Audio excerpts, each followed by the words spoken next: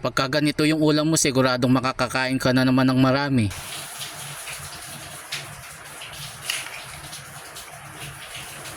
Pagka ganitong maulan, masarap magluto ng may sabaw. Yun nga lang, dahil maulan, di ako nakabili ng mga gulay na ilalagay sa pagluto. Kaya i-adobo ko na lang yung leeg ng manok. Una kong ginisa yung sibuyas, ginisa ko lang yan hanggang sa lumabas yung aromatic. Inuna ko lang yung sibuyas para hindi agad masunog yung bawang. Masarap sana mag-ulam ng tinola o kaya sinigang. Hindi naman kami nakabili ng gulay kagabi dahil nga naulan. Isa pa, nag-tricycle na lang kami pag uwi namin kagabi. After kong maigisa yung bawang, nilagay ko na yung leeg ng manok. Nalinis ko na yan ng husto, nilamas ko yan ng may asin para mawala yung sobrang lansa. Sinangkotsa ko na muna yung karne ng manok, hindi na muna ako naglagay ng tubig. Kusa naman kasi magtutubig yan at pahuupahin ko yan. After ko mahalo ng ilang minuto, naglagay naman ako ng powder na paminta para magkaroon lang ng lasa at konting asin. Naubusan na kasi ako ng patis kaya asin na lang yung inilagay ko. Konti lang talaga yung nilagay ko kasi nga adobo yung gagawin kong luto. After ko mailagay, tsaka ko naman hinalo para magpantay yung lasa. Kapag lumabas na yung tubig sa karne ng manok, pahuupahin ko pa yon. Kung nandito ka na sa bahagi ng aking video, paki-like and share mo naman para maraming makapanood at makapagbigay naman ako ng idea kung paano magluto ng masarap na adobo. Pero syempre, mas masarap kayong magluto kaysa sa akin. Kapag ganyan na yung itsura ng karne ng manok at yung tipong nagmamantika na, tsaka naman ako naglagay ng oyster sauce. Maraming version ng pagluto ng adobo. Minsan ang ginagawa ko, lahat ng mga ricado pinagsama-sama ko na at pakukuluan ko hanggang sa matuyo. After ng oyster sauce, sunod naman yung toyo. Tansya-tansya lang yung paglagay ko, hindi na ako gumagamit ng pansukat. Kung sakaling kulang pa sa alat, tsaka ko na lang dadagdagan mamaya. Kung nandito ka pa rin sa bahagi ng aking video, paki-comment mo naman kung tagasan ka para malaman ko kung saan napapanood yung aking video. After ko malagyan ng oyster sauce at toyo, hinalo ko uli para magpantay yung mga lasa. Habang hinahalo ko, shoutout ko na muna ang Team Conejo ng La Union, Best Friends San Gregorio Cabiao Nueva Ecija, at kay Ann Amores ng Davao City. Maraming salamat po sa inyong panonood. Hinayaan ko na lang munang matuyo sa toyo yung karne ng manok at saka ko naman tinimplahan ng powder na paminta. Sayang nga lang walang siling, masarap pa naman sana ito kung maparas. Sarado pa kasi yung tindahan na malapit dito sa amin, yun lang kasi ang nagtitinda ng sili din. Pinatuyo ko ng husto at pagkatapos tsaka ako naglagay ng tubig. Tinansya ko na lang din yung dami ng tubig na inilagay ko. Pakukuluan ko na lang ito hanggang sa lumambot ng husto yung karne ng manok. Kung nandito ka pa rin sa bahagi ng aking video, huwag mong kalimutan na i-like and share. At pakipollow na rin ako para updated ka sa mga susunod kong video. Kapag kaganyan na yung itsura, ibig sabihin luto na. Medyo madami pa yung sauce kaya pinainin ko pa ng kaunti. Masarap kasi yung nagmamantika lalo na sa mga adobo. After nga ng ilang minuto, ayun na nga at luto na yung chicken adobo. Naligo lang ako lods bago ako kumain.